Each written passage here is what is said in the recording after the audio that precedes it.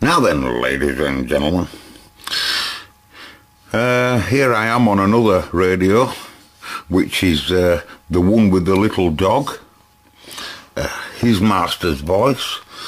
You see, it's had some new caps here by Uncle Paul.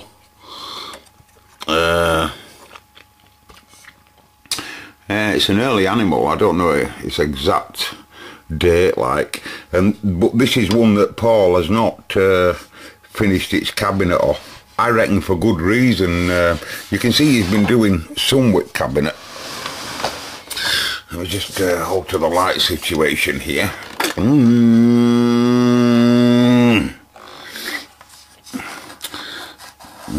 He's rubbed that down a bit there, hasn't he? Now I can understand what his dilemma was, because it's, you know, if he were to re-varnish it or sand it down, it's marks everywhere really. But if he were to re-varnish it and, you know, and sand it down, there's no way you'd be able to put that back. And all varnish is all cracked and whatever. You know, it's a tatty article. But same as all else, oh bloody hell, he's totally restored the radio itself and it works spot on, you know. But there's marks on cabinet, as you see here, you know. Well, what can he really do with it, really? I mean, I'm sure he could have, but you know, he's not going to be able to keep its originality, is he? You know, it spoils it, doesn't it?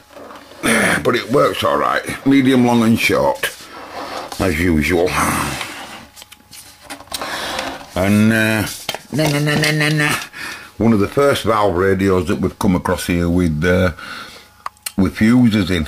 And I was just messing around with valves at back here. Turned radio off, started messing with valves at rectifier and audio output, blah blah blah. And I really just nearly touched one of these, and mains comes directly in.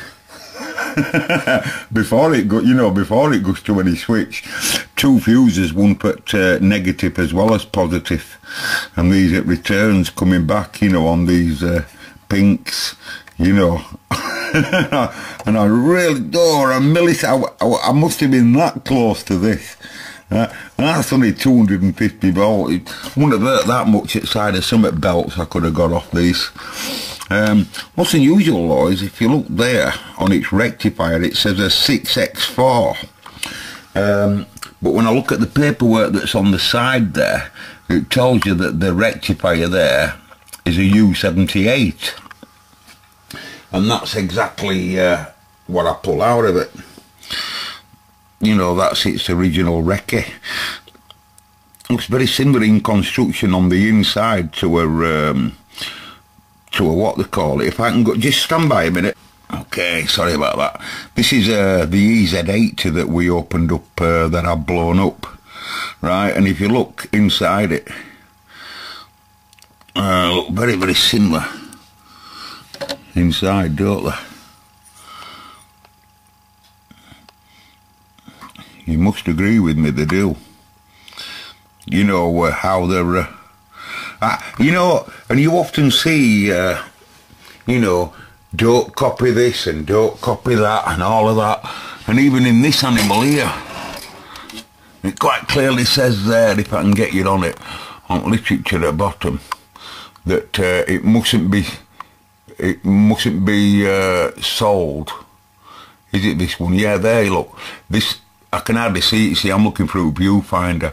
This apparatus must not be sold below the list price. You know what I mean? From time to time. What's that? Current ops. I can't see it when you're looking at a viewfinder. It's really small print, is that, by the way? Yeah, but it's, you know, and there must have been a heck of a lot of all of that going on, you know. Don't want you copying my stuff and all of that. Because I bet you a lot of that went on, you know, like when first video recorders were coming out, you know, there were loads of companies jumping on bandwagon, how they made that lacing system and all of that. And poor EZ80, we'll be fixing that in one of my other videos. Yeah, Right. Who was that wrote in now and said, do I think about my valve amplifier, my homemade valve? I think about that all the time, old pal. I have a radio chassis that's identical to not that one that I've just shown you. I've just shown you one where I went and got another chassis because it's exactly the same as that Bush A34, is it, or whatever. No. There's another 2 radios I've got. One of them's a radio, can't remember what it is. And it has quite a common audio output valve, single-ended, and it's not a brilliant radio, I must say, but it works spot on. And then there's another one that's just a chassis. I'll show you its chassis in this clip because I've been studying it, and it works spot on again, but there's no cabinet for it. And I says to myself, I said, we could easily make an amp out of that because we've got 2 transformers, but it would mean scrapping the radio that's perfect in its cabinet and everything, you know. And I'm not prepared to do that. And also, I'd like to build a push-pull amp, or at least an amp that were more powerful than a single-ended. Although you can get a lovely sound out of a single-ended amp, you know, but I've seen a transformer like this. Like I say, this is his master's voice. I'll put it together anyway, and I think we should be able to tune round short wave. And I'll pass away from any stations as soon as any music as soon as I come onto it. Okay. Just before I put it back together, but these are really little valves. These, you know. Miniature pins on them as well, you know. I've seen them all before. I used to see a lot of stuff like this in tuners of TVs and stuff. What is it? 6A Tango 6. Premier, so it's British. But if you didn't know it were British anyway, you know, the BVA, British Valve Association. That's what it stands for, BVA. And they're all focus. They're all part of the receiver section, you know. Only little fellas out there. But they don't need to be much bigger if they're doing that. You know, they always tend to run really cool, by the way, the receiver tubes. Again, this animal's only got 3 tubes, this fella.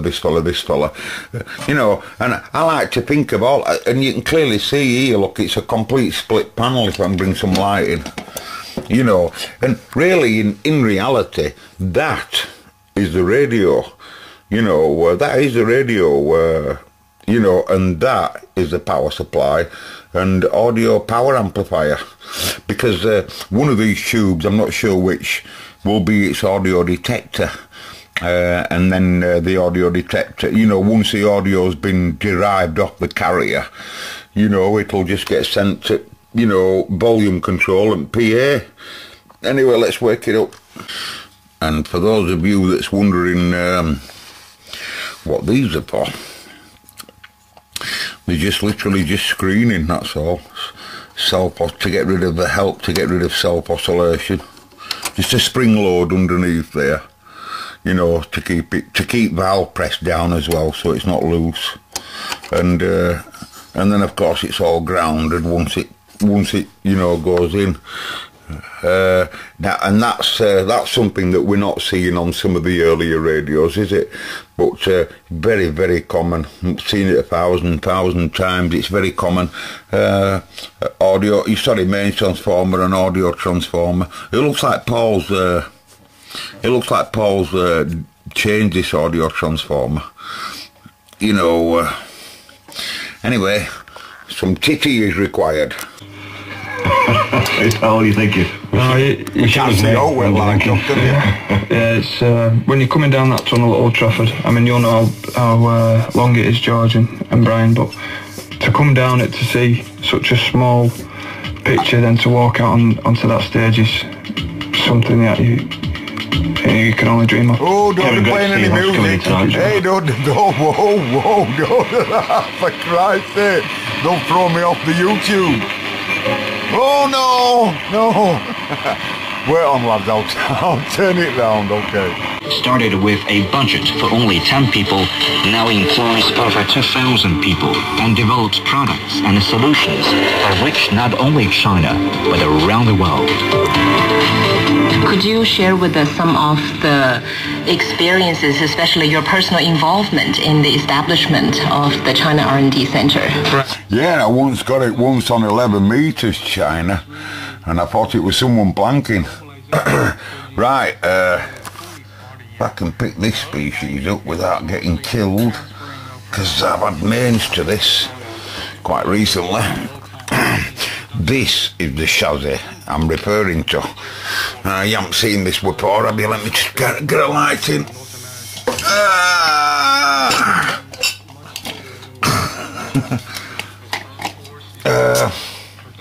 Yeah, of course our Paul's done it all up, but I've no cabinet for it.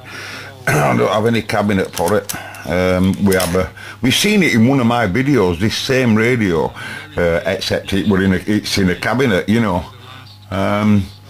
You'll recognise it from its dial, where it's got some literature wrote on back there. Well, this is the same radio, except we have no cabinet for it. Same audio output valve, UL41, as what's in my Pi P80 there. But I still don't have a manual, by the way, for my Pi P80, so if anyone can get me that or point me to where I can get it. Looks like dial cord might be soon to break. Looks a bit perished, doesn't it? But this radio needs an audio transformer to run, so I can't let you listen to it. The audio transformer lives on side of it, you know, on side of the speaker, same scenario again. But, you know, Paul's been all the way through it, new caps and what have you, you know, all works spot on. Now, it's that I was thinking of, you know, I was thinking of having this transformer, having this recce, and having this, you know, this UL41 as a single-ended output, you know, and maybe making an amp out of that. But to me, it must be a stereo amplifier, it must be stereo, and it must be absolutely identically left and right. You know, it wouldn't be a bad idea to have a separate power supply and rectifier for left, but a lot of the high-class amplifiers do that. They have a complete power supply and a rectifier stage and audio for left, except they have preamp stages as well. Now there's no preamp stages in here. These are just receiver tubes, you know, and one of them will be detector, possibly Bill here, I don't know, but one of them will be audio detector that derives, you know, off these other valves and gets the signal and then delivers it. Just same scenario as that one over there, but we would have to build a preamp stage before. You know, you wouldn't be able to run a I mean, Manny, having said that, you can connect a gram up, of course, at back, and I actually did do that with this very radio. I run a CD player into pickup to listen to it, and I wasn't, it's not hi-fi quality, you know, it's not good enough. At the end of the day, if we're going to be copying a design, it needs to be good, doesn't it? You know, it needs to be quite moving. You know, it needs to be very musical and moving, you know, and I'm sorry it's not. But interesting to play with all the same, as I'm studying and learning about valve audio, you know. It's quite fascinating, let me tell you, it really is. It really is, it's quite fascinating stuff. You don't look like you're going to live so long, you dialing cord. Yeah, you don't look like you're going to live so long. You don't. But anyway, who cares without a cabinet? What can I do? Right, in this next part of the video, folks, I'm going to show you the fastest valves. With operations in China, capabilities in China, and who are really interested in growing. All about China, isn't it? I'm going to show you the fastest turn-on valves that you've ever heard in your life. You just turn them on like that, you go click, and they're running. I'm telling you, I'm telling you. And the heaters in them, this has all got 6.3 volt heaters. Right, so all the heaters before out gets going is 6.5 volts. Same as Tony, same as nearly all the other radios I've shown you, apart from some of them really early ones. Right, but in this next radio, it only has 2 volt heaters. And all of them are 2 volts. And they're all designed to run on very low current as well. I'll show you, just stand by. Now then, on purpose I've got the lights out here, right? And basically the reason why I've left the lights out is, or should I say this little handheld light here, is because I just want to show you how fast it wakes up. This radio, I've read quite a bit about it. It's an Ever-Ready Sky Queen. It's called an Ever-Ready Sky Queen. Where does it say it? Oh, I best show you once it wakes up. It's called an Ever-Ready Sky Queen, okay? And it's a very early portable radio, which originally would have run on 2 batteries. 2 big juicy batteries, and all I might like to tell you. One of them delivering high tension and one of them delivering low tension. And I think the high tension runs, I don't know, 80, 100 volts, something like that. And what you could do, if you wanted anyway, you could upgrade it by giving it a power supply. And that's just what we have in there, right? I don't know whether Paul's fitted this power supply or what, but it's specially made for the job. It says that all over it. Now I'm just going to reach behind me now and plug in the power supply, which will immediately put power to the radio. I've tuned it to a station. I can assure you the radio's flat cold. There's 3 tubes in receiver section and 1 audio output valve. That's it. And it's a dual conversion animal, right? And I'll just babble on purpose. I want to talk for a bit just to prove to you that the radio is cold. I tuned it into a station 5 minutes ago and went and made myself a cup of tea. I promise you, right, the radio is cold. The valves were designed by Britain, BBA, and I believe they have a 2 volt heater, and also, like I said earlier, they're designed to run on very low current so that they don't drain battery to no, you know. The valves tend to run nearly cold as well. Anyway, I'll give it some power. Been seen since he was reported missing, so we can assume from that his body had been there for quite some time. How about that? Islamic State militants have entered the Syrian town of Kobane after a 3-week siege. Reports suggest there's fighting in the streets. The town is on the border with Turkey. Jens Stoltenberg is the Secretary General of NATO. He says the group's ready to provide assistance. Turkey is a NATO ally. That's off. And you can see there the, you know, these 4 terminals would have connected to 2 separate plugs on the battery, you know, one for the high and one for the low, you know. And if you want to run an external something else, you can do on them 2 there, you know. And obviously one's for the HT and one's for the low tension, but basically just one's for heaters and one's for the low tension. And another thing you might notice is there's only 1 transformer in it, and there only needs to be. This is the audio transformer. No need for a mains dropping type transformer to deliver high tension at all, you know. No need for a rectifier. There's no need for none of that, you see. With it originally running on batteries, this will be doing all that now. So you know, AC will come in here, go into Frida.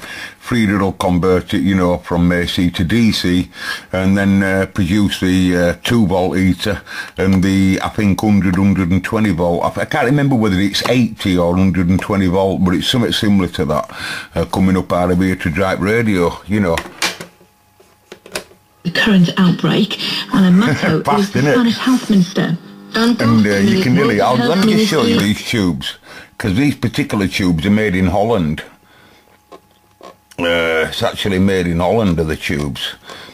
And again, these tubes, even the very tubes itself, are specially made for this very radio.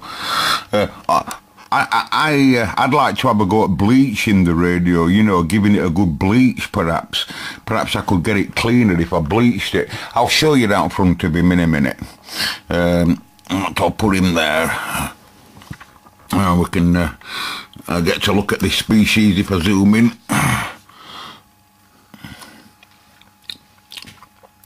Yeah, so made in Holland, you know.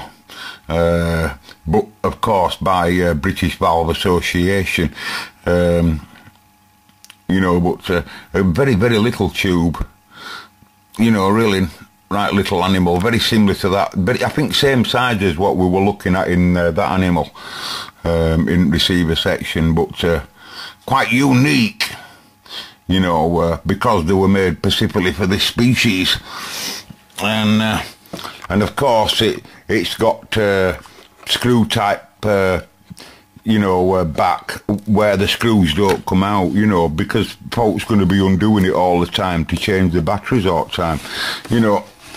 But if you wanted to, you wanted to know what it looked like, I have shown it ages ago in one of my videos. It's just a medium and long, and it's not too bad for sensitivity. I thought it was quite deaf at first, but you know, you got volume, tuning, and just off in the middle, and medium to right and long to left, you know. And you do see these pop up on the bay, and I've seen them going for all kinds of silly money, you know, and then I've seen them going not so much money, but they're interesting in the sense of how they work, you know. But I can't really tell you much more about it. Don't look like it's had any repairs of any description, although it could have done, because Paul's been here, hasn't he? I can tell Paul's telltale signs. Alright, anyway, let me get this tube in. Aye, Paul's been here. It's a bit difficult when you're holding the camera, you know. Are you home? Yeah, you're home. I'll make sure that they're home alright, you know, with it being portable. Q5, take 6, action! Did you know? Fast as all, aren't we? Well, you won't want to be waiting for it, would you? You take radio to park, you know what I mean? Imagine carrying that to park. You take radio to park, beautiful summer's day, you know, blah, blah, blah. You turn it on and wait 10 minutes while your batteries are wearing down. Don't think so. They just couldn't kill it effectively. I'm not taking it to back. Besides, anyway, I don't have any batteries for this. Can you imagine going to buy an high tension battery today?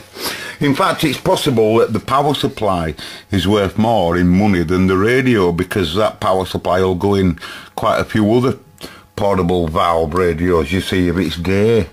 But of course I want to keep it all original, and can't tell the difference between back and front apart from the little gold emblem that sits on front there. Anyway, there you get audio from front and back. Anyway, that's all I want to do in this video, folks, just show you this. And the radio ham guy, the new ham in town there, I think you've hit the nail on the head there with that other piece of kit. I've made a little video of what happened in the workshop there, so I'll show you that. I'll catch you later, everybody. 252, and I'll be pulling some more radios out on the next episode, I'm sure. I bet the CBers that watch my videos are not happy about this, you know. What can you do, you know, if you're going down that road? Excuse me, I was messing with that the other day. That's yesterday. That's a Japanese amplifier that come from my Uncle Paul. It's a Pioneer, and I thought straight away it's got no plug on it. Now when you see anything from my Uncle Paul and it doesn't have a plug on it, it means it doesn't work. If it's got a plug on it, it works. If it hasn't got a plug on it, it doesn't work. Simple as that. That was Paul's coding that told him what was going on, and he knew then that it's got an issue.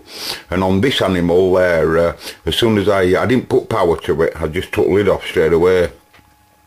And you can see there 2 trannies there on the bottom, and 2 spacers where he screws back in.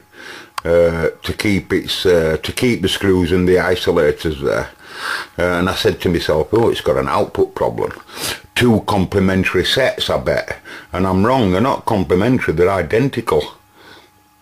Oh, my focus has gone, so I'll just show you what I took out of there. Paul's tied them up on the inside at radio. And I've done a search on the internet and I can't find them at all.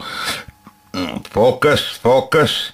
And that's what they are. 2SD 848s. Let me just put it there, see if I can get a focus better. Forget the D, its full name is 2SD 848s. Camera, what's up with it today? Just give it some, I don't know, it's gone folks, it's gone. I'll come back a bit more than you bloody heart. It's gone, isn't it? Sometimes it does that, you know, and it really bloody annoys you. But that's what they are anyway. Gets it sent together finally. 2SD 848 alphas, and they're all identical, which surprised me. I thought there'd be an MPN and a PNP set at one side and an MPN and a PNP set at the other side. But that's all it wants. You can clearly see it's been blowing fuses and it's buggered a regulator as well. But I've got the regulator in stock, but I don't have them. 2 of these. They're unusual backing out the heatsink part. It's a nice looking thing and all, and it's what we call a receiver amp. It's what we call a receiver amp. You know, it's got a right nice moving coil meter there, you know, and like I said, it's even got station memories and all. I think it's worth repairing, only just like. But if anyone again can find these transistors, I'm having you doing all the work, aren't I? Oh, I've got to get rid of that now. Anyway, so I'll catch you later, folks. You stay with us there, Radio Ham, the new Ham in town. I'll just show you that clip I made of that, what I think is a signal generator as well. I do. New Ham in town. New Ham in town. Is that what you call you? Yeah, New Ham in town. I think you're spot on. I think you're absolutely spot on. I saw the excuse me, I saw the chair. I come in workshop to get back on my Decker and I see your comment there. Dial cord broke. I just turned it and it broke on last thing. It's no big deal though. It's the simplest dial cord to thread you've seen in your life. Anyway, I come in workshop, sees your comment. I said, yeah, I think he's got a point there. You know, one rectifier and one oscillator, that's all it'd need. It wouldn't want our IF section, audio transformer, etc, would it? So I come in workshop here, and then I've said to myself, surely we'll be able to answer that question just by looking at its dial. And I think the man is 100%. What is it? 5... 600, blah, blah, blah, blah, blah. Yeah, 0. Yeah, I think you could have a point. I'm in town. 1.6. So I don't know whether it's in megs or whether it's in meters. But I think that's what it is, buddy. I think you are right. This is a big multiple switch here. Really hard to turn, so I'll come up with some mole grips. And hold on a minute, it's got 1, 2, 3, only 3 scales. 1, 2, 3, 4, 5 positions. Anyway, tell you what I did, Mr. New Ham in town. Clamped on my Airbo to Beverleys, if you don't mind me calling them Beverleys.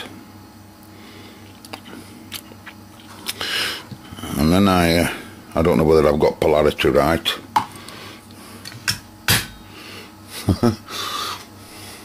I'll soon know. If it starts going other way, then oh, we're alright, look.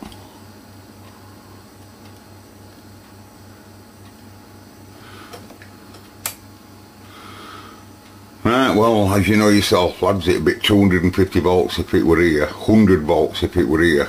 So it's just about 1,500 volts coming out of them 2 wires. Right? And when I alter band switch, or what I think is band switch, you can see it altered it slightly. But perhaps it might, you know. These wires, I trace them, and they make their way to this transformer here. And there don't seem to be any RF output of any of these. Are nice bulbs, aren't they? Right, and when I alter tuning even alters its, or it did a minute ago, just altered it band. It is ever so slightly, so it go down there, and I'm up tuning other way. Where can I connect my RF? You know, I could be forever like tuning round on it, either there or in my Marconi, like looking for it. Yeah, but I wonder whether that's the case. You see, this is DC. I'm getting 140 volts, but look of it, DC. So mains transformer in AC, then gets rectified by Tony, and I think he could be working as an oscillator. It seems logical, doesn't it? It does seem logical. And hence it'd only have 1 condenser, probably only need 1 tuning condenser for frequencies it's covering. There wouldn't be no intermediate frequencies at all, would there? It'd be just direct conversion, I would have thought. I don't know, but I think you are spot on. I'll put money on it. I'll put money on it, old mate. You're spot on. Falls away dead quick. Anyway, I'm going to carry on with my Decker. It's much more important. Alright, this is much more important.